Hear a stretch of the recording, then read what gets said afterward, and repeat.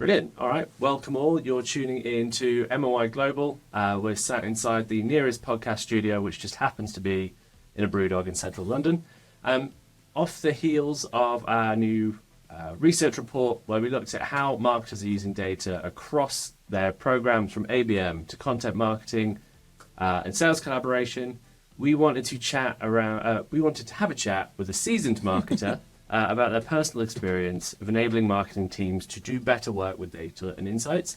So today I'm sitting with Deepak Jhakal. I hope I'm saying that right. Yeah. Deepak has, basically you're an extremely experienced individual is what I took from this. You've been working in the tech industry for 15 plus years now. From what you've told me, mainly focusing on digital marketing, data strategy, with companies like HCL Technologies, Hewlett-Packard Enterprise, Oracle, and now you're currently with Pure Storage. So, Deepak, when we had a chat a few days ago, you said a lot of really interesting stuff around how you've been helping to build and manage digital demand centers. I don't know if you want to tell us a little bit about your current role.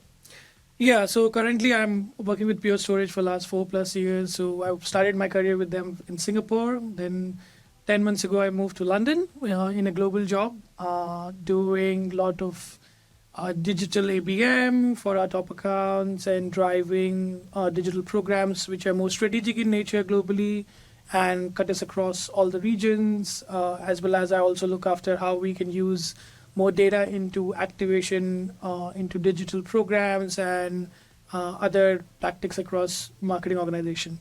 Brilliant. And is that ABM function something that was fairly established before you stepped into that global role? This was a new function we established only a few months ago, like last year. So my goal was to build the practice now in-house from digital perspective, how we can provide service to field marketing organization, driving effective digital experiences for the top accounts. Excellent. Yeah. And I imagine because you've been in this kind of digital and data space for a long time, there's a lot you're bringing to that learning journey.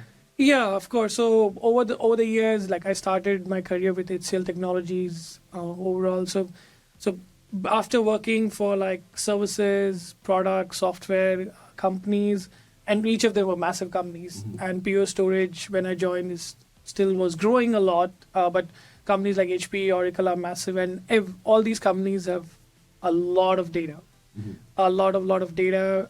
So depending upon how mature, how the policies are in the company, the data availability was easier. Some company was much easier, but some companies were quite challenging to get data access to do proper insights and how you can use the data. Now, of course, it comes with a lot of challenges as well. And because I appreciate data is a very much a maturity journey in any department, but that's definitely true of marketing. What is, in your various past experiences, what's the closest you feel like you've ever been to a nirvana state, and what did that allow the company to do? Yeah, so I've worked both at traditional and now modern cloud companies. So based on that experience, because the traditional companies have a lot of data sitting in various systems, the data connectivity is a challenge in the bigger organizations, and then the ownership of the data revolves with somebody else, and the team which is building insights and data, they don't fairly understand how that can be used by different teams. So I think the nirvana state, of course, like Pure Storage is where we have seen that into a good state. I've seen it at good state comparatively, because typically in the industry, most of the cloud companies, like companies which are born in cloud and using more cloud solutions, cloud applications to store data, retrieve data and use that data, has more sophisticated data connectivity and how you can use the insights from that data. And because I imagine that landscape is very complex, as you said, there's a lot of different systems. Do you try and, how do you make it as simple as possible for marketers to use that data? Yeah, so of course the managing the data is not my job. It's more of the different even in every organization, the data is managed by either marketing operations or the IT teams, how the data is structured, stored, etc. But to make more insightful, useful for marketers to use, you need to have systems which connect all your first-party data, third-party data, the intent data which you are getting from a lot of the intent platforms, then your web data, your sales transaction data. So connecting all that data gives you that holistic view of the customer or prospect, and that gives you insights on how you can use that data for different things like driving APM, driving growth strategies for the campaigns, as well as how you use that data even to optimize your investments.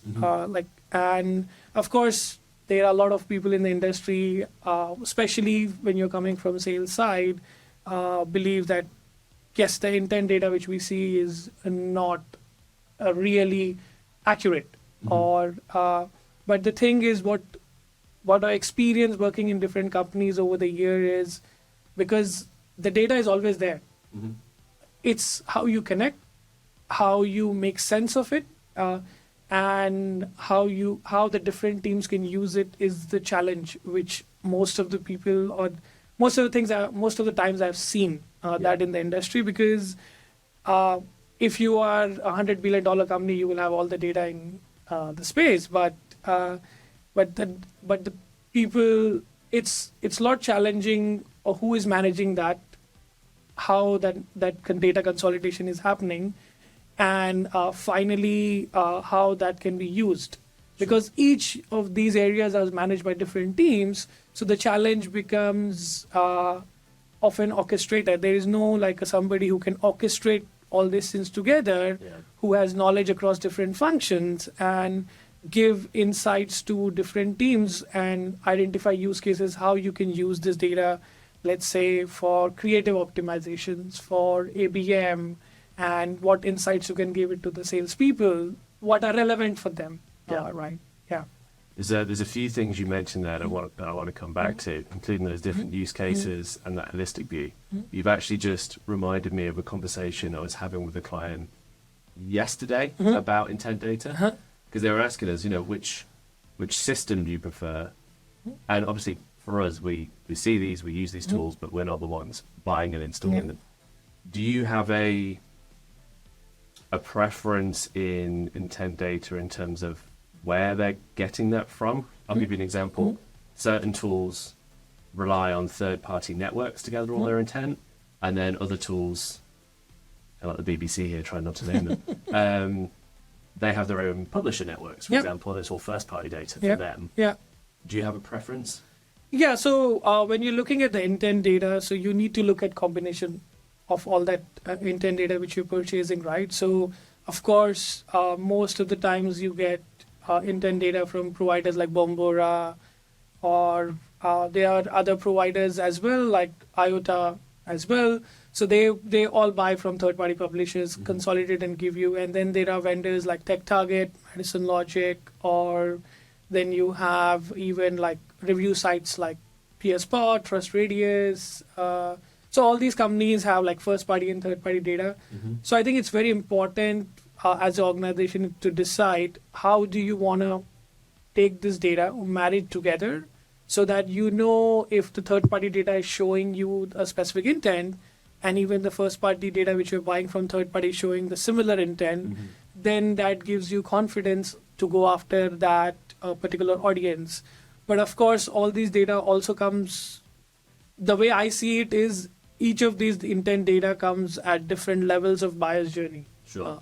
Because some of the intent data which we get from a lot of the vendors is very high level. So the company might be looking at cloud or big data analytics, because those are based on the keywords and the kind of content when you're reading. But when you go to the middle of the funnel data, where you want to see like review sites where people are going and reading reviews, that's more of like a middle of the funnel is what I treat, because that's where that the company is looking to shortlist a vendor or comparing your product with somebody else. So that's how I see how the data, and then marrying the data even with your first party data, how the engagement with you as a brand is going.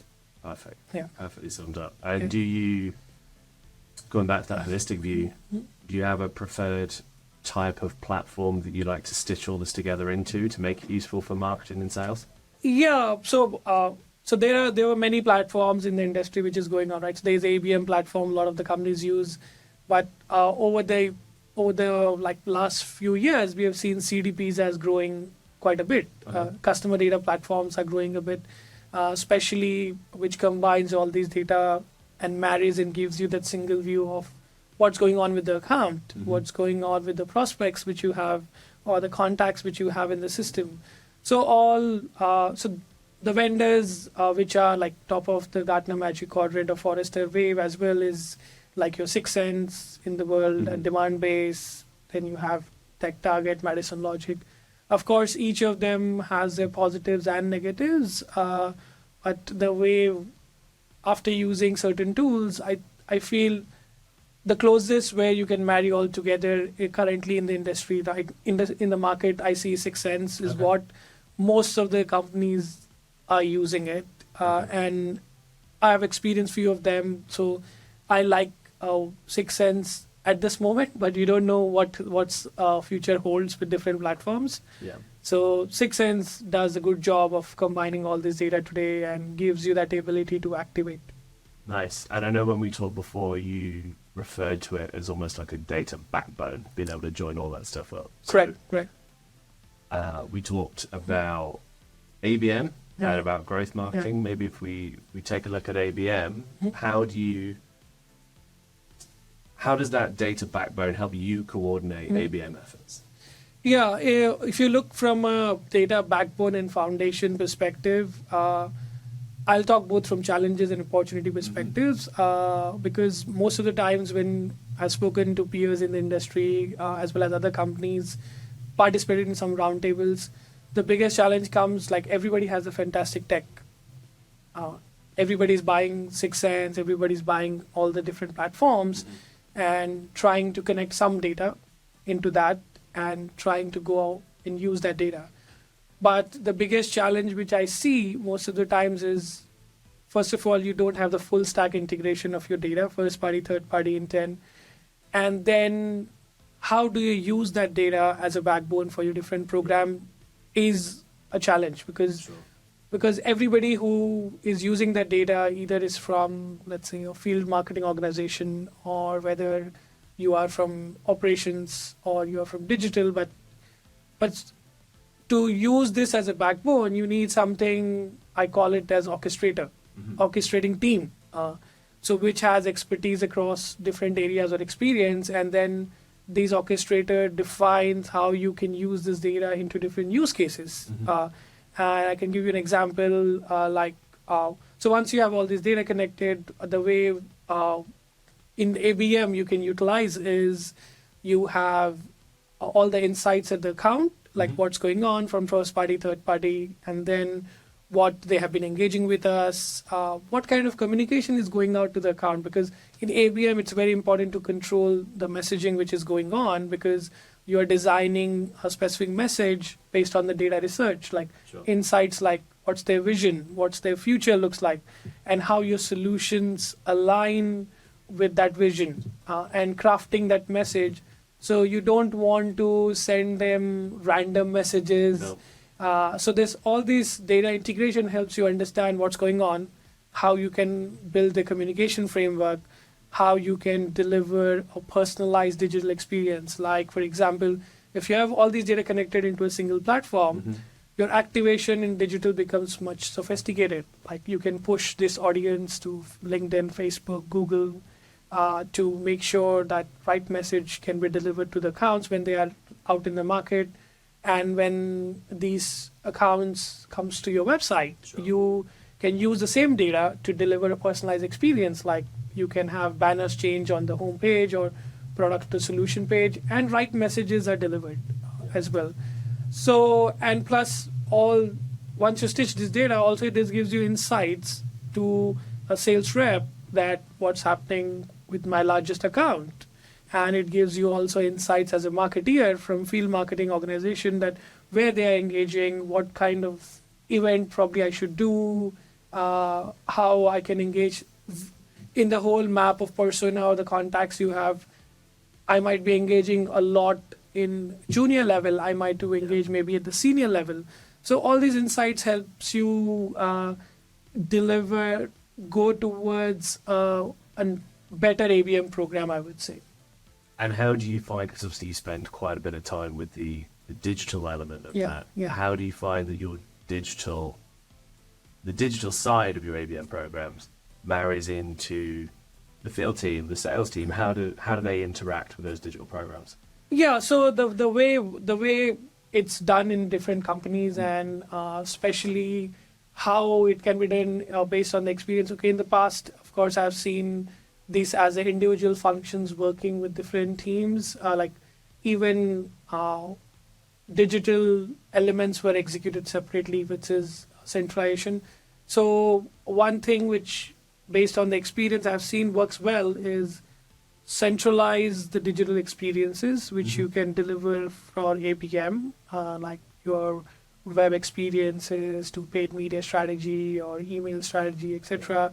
And that function works as a services like a COE with the field marketing organization. That gives them first of all, it gives a holistic view from a field marketing standpoint that, okay, this is the team which I need to work for everything digital. I don't need to work with 5 different teams. Yeah. That's one advantage. The second advantage from the sales perspective is you can provide them all the digital insights together on the engagement front. And you are also able to see, because ABM is not always about pipeline. It's driving more reach, engagement, improving that engagement over a period so that you can drive a better outcome for the future with the account. So you can give all those insights as well. So I think building a centralized expertise digitally can help you both in ABM as well as driving that growth marketing for the organization as well. That makes sense. And so do you find that when we talk about account-based marketing, where that came from was obviously marketing into your existing accounts, right? Do you find then that you're deploying these ABM principles into your growth marketing, or are those two completely separate? Yeah, so you can use certain principles to deploy in the growth marketing function, like how you're using data strategy. So you can apply similar data strategy in terms of how you are using these insights to understand what things the account might be looking, where they might be potentially in their journey. So you can marry all this. You can use the same data strategy into your growth marketing, which gives you more of a view of white space, which you can go after. What's there in the market right now, looking for a solution, because typically you see, based on your buying audience, based on your target audience, you see only 5 to 10% active in the market all the time. Sure. So you might want to make sure that whatever investments which you are making can reach to that 5 to 10% audience in the right way. And then, of course, the other audience which is not looking for solution, but they might be in research phase. So you want to engage them as well. So that data as a backbone helps you to take those decisions, to decide on where to invest, where you can go after with different accounts. So you touched upon a really interesting point there, which is sort of how the sort of list of accounts itself is interacting with those two programs. And what we saw in the report was only about, in the largest companies, right, which I get is more complex, only about 30% of their time were they actually using those intent platforms to help inform their target account list. And the other thing we've seen in our ABM report was that a lot of the time setting a target account list was coming from the sort of exec level as opposed to sort of insights on the ground. What is your preference? Like, talk to me a bit about how you prefer your target account list to look. Is it dynamic? Is it static? Is it so that really depends upon what's the strategy you have. Like, for example, if your ABM strategy is to go after your existing accounts or prospective accounts which are big in nature. So those companies doesn't change. So you want to probably keep those as static for at least a year because these are all long-term investments which you're making from a ABM perspective, even though the customer might not have requirement right now, but they might have in the future. So that's the objective you are driving with ABM, with the continuous engagement. But there can be also objective with the ABM also that you only want to engage accounts where there's active pipeline going on into the accounts. So the way I've seen it works better when you have a static list, or at least for an ABM perspective, where you have not a large list of accounts.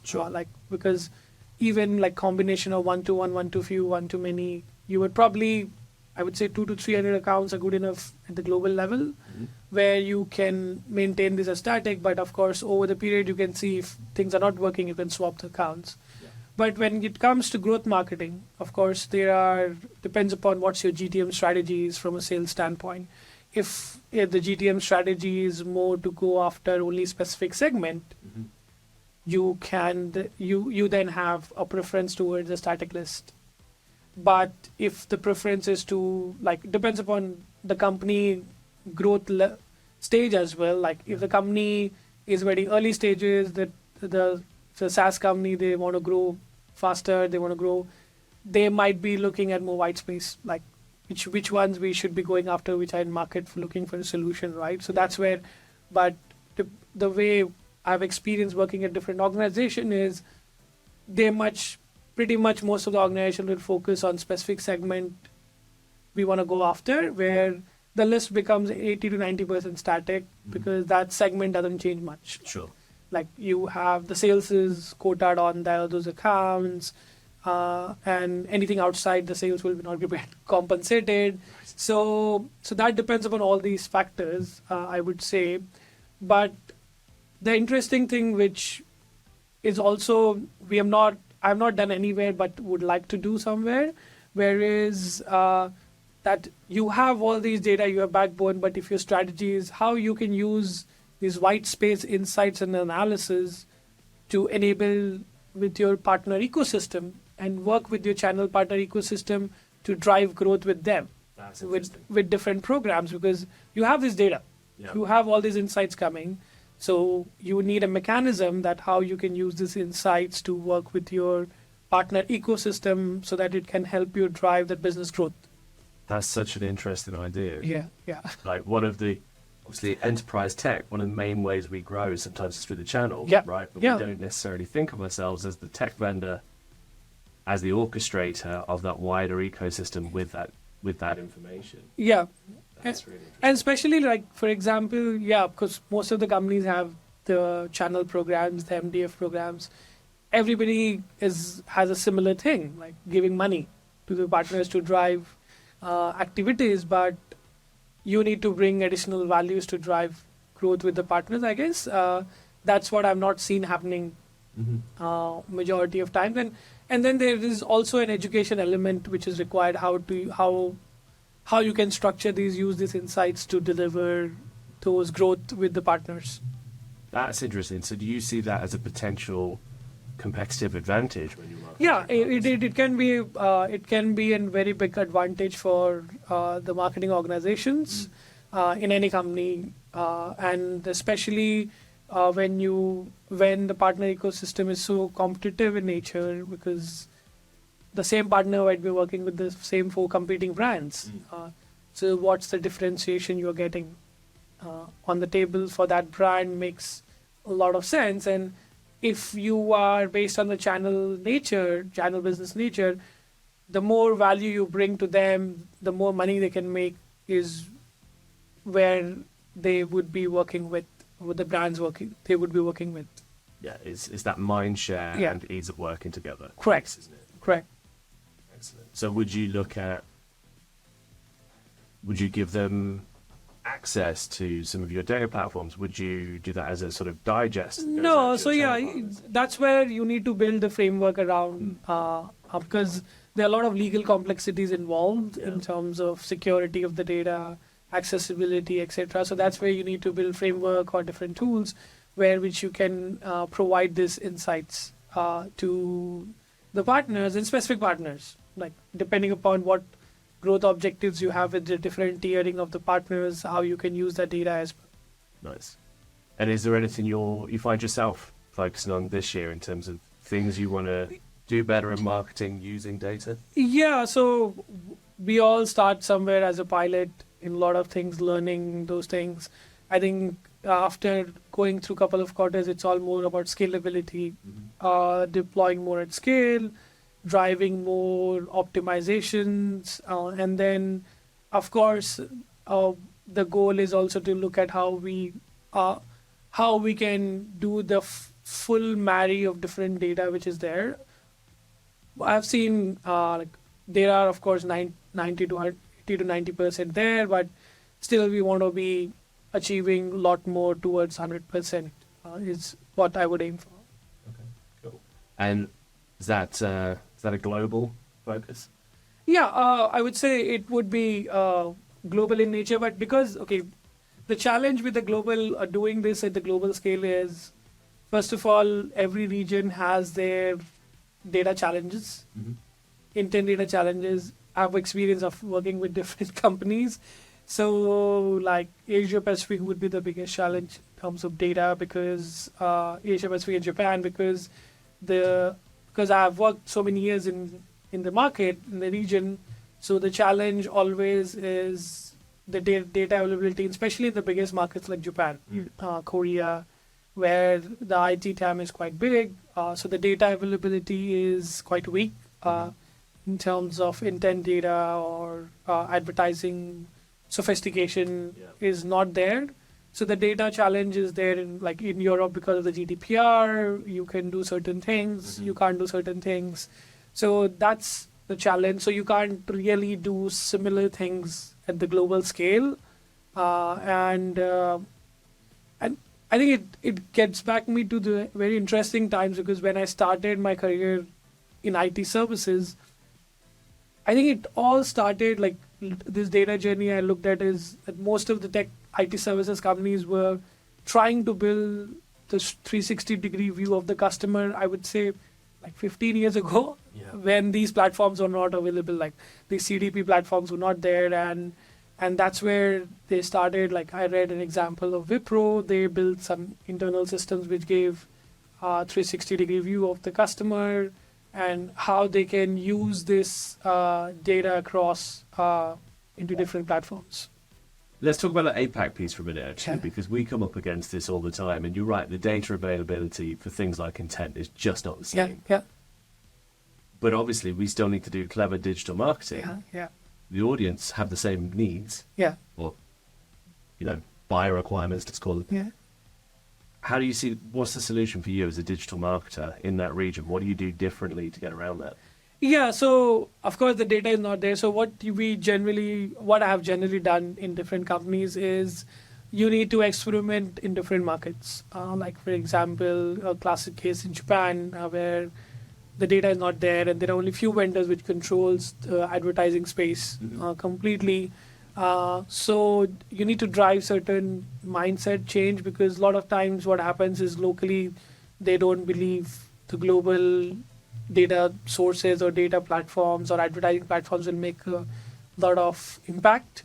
But you need to start experimenting with the new platforms locally as well as global platforms to start utilizing whatever information is available. How do you leverage?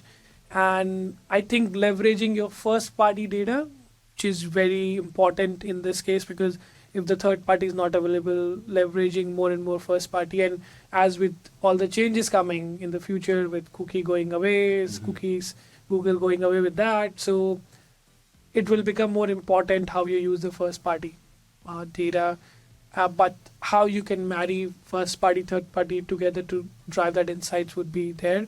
But just coming back to the Asia Pacific, I think the experimentation using your first party data and identifying some key local platforms which has, like there are a lot of new platform likes coming locally, like especially like there are some companies which manages your visiting cards, like you can scan and store data. So what they are doing is the user is getting access to the application for free of cost, but the ad brand is selling ads, like the platform is selling inventory to target these people, and that's like a most accurate data maybe because based on the visiting cards, what's your profile, what you're doing. So start experimenting with these small local platforms can give you a differentiation and advantage compared to a lot of the usual platforms, I would say. So you're taking a more sort of dispersed and niche approach. Correct. Yeah. Correct, Okay. correct. That's what it's gonna work. Otherwise, if you deploy same framework which most of the times we are using in US, Europe, it will not work because both Europe and Asia Pacific markets are totally different in nature. Each of the markets have matured countries, non-matured countries, growing countries, and each of the sophistication from technology platform is also way different. Sure. And the data policies are different as well. You very briefly touched upon cookieless there, and I've got a head of demand in North America in my head now telling me off if I don't ask you about it. Is there anything you're going to be doing differently this year to prepare for that? I think we are already looking to do different. We have been doing differently, or like for last few years already. Like we don't depend too much on audience storing data, right? So we have been doing more leveraging your first party insights from demand generation perspective, and how you can use those insights to go after audience. Because what typically happens is, yes, you have first-party insights from your CRM perspective at individual level, but you also get like first-party data from third parties like TechTarget or Foundry or the different vendors. Everybody is giving some kind of insights on what Stuart is reading at TechTarget or other platforms. So marrying that with your first-party engagement data can give you advantage over certain tactics, leveraging that cookieless. But of course, engaging that at email or individual level is very challenging now because only 20 to 30% of database which you have in your company is active, or it's not engaging with you over the period, right? So you still need to do a lot more advertising or paid media, I would say. So that's where the combination and using this data as a backbone to filter and narrow and become crisper, that this is maybe the people, the companies or the accounts I want to go after first, and then go after the rest of the list as the next set of audience. So that's will become critical in using your first party data, but how to use would be a very important factor, like understanding where we can use this into different teams. Okay. Would be, yeah. Final question, Yeah. because I started to feel like I'm grilling you a little bit. What's getting you excited in B2B marketing right now? I think excitement-wise, of course, I think we are going towards in the B2B marketing, especially the ABX, I would say, account-based experiences, not probably ABM. ABM is slowly moving towards ABX, right? And that's where it's exciting. But of course, in digital space, I would be very biased with the opinion on this one, because the more and more the technology, the data which is available can give you an advantage and tools to do your job in much sophisticated way, and can help you deliver better experiences for your customer, right? Because you probably don't want to bombard with wrong information, wrong communication if the person is not looking for it. Sure. So all these tools, technologies are giving that excitement, and plus all this data, but that's not enough. But you need more strategy on top of that and collaboration across 10 different teams to be successful. Sure. Because you can't be successful just with having a platform or data. You need collaboration across your creative organization, your field marketing, your sales team, your demand generation teams.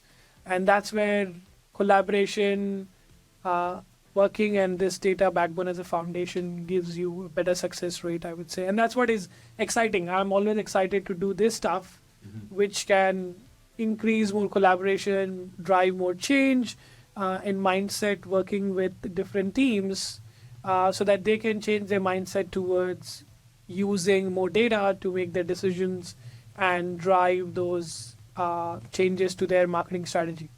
Perfect. Deepak, you are an absolute natural. Thanks very much for speaking to us. And yeah, let's find an excuse to get you back in here soon. Yeah, sounds good. Sounds good. Thank you, Stuart. It was lovely chatting with you today.